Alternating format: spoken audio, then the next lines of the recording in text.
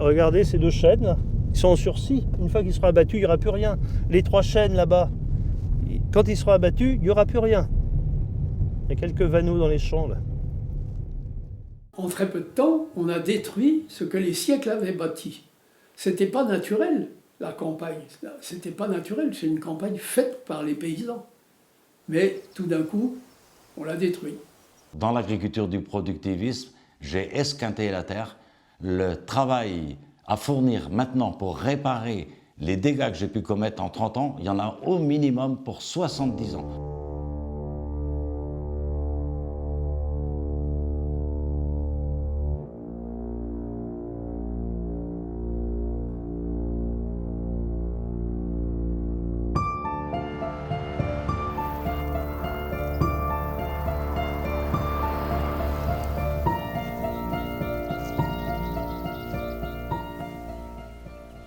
La Mayenne était un assemblage de vallonnements légers et de ruisseaux qui couraient au fond de prairies humides, entre des fermes dispersées. À la pelle et à la serpe, les paysans avaient construit le paysage de talus, de champs séparés et de chemins creux, restés intacts pendant 9 siècles. C'était le territoire de l'homme des haies. Enfoui jusqu'aux épaules dans le chemin creux comme dans une tranchée, il aimait marcher sous les feuilles au sein de la terre et rester secret. Il était assis dans ce pré depuis des millénaires. L'équilibre aujourd'hui est rompu. Il est plus que menacé, l'équilibre est rompu. C'est-à-dire qu'on trouve effectivement dans certains secteurs de la Mayenne des endroits où on a encore du bocage, du beau bocage, mais dans la majorité du département de la Mayenne, ce bocage aujourd'hui est déstructuré.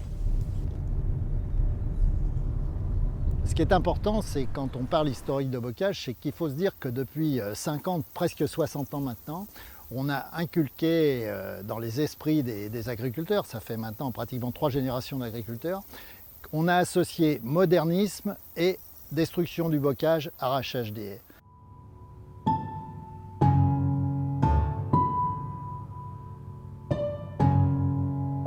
C'est la modernisation qui a obligé à ça, mais on aurait pu détruire moins.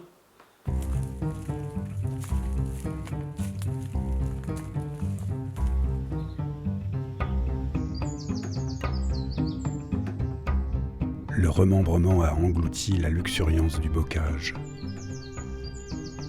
La modernité a exigé l'aplatissement des terres. La pensée de l'ingénieur a remplacé celle du paysan.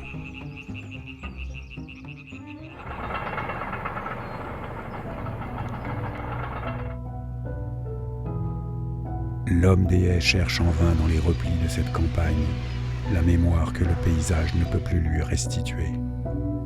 Le passé l'a trahi, le présent le tourmente, l'avenir l'épouvante.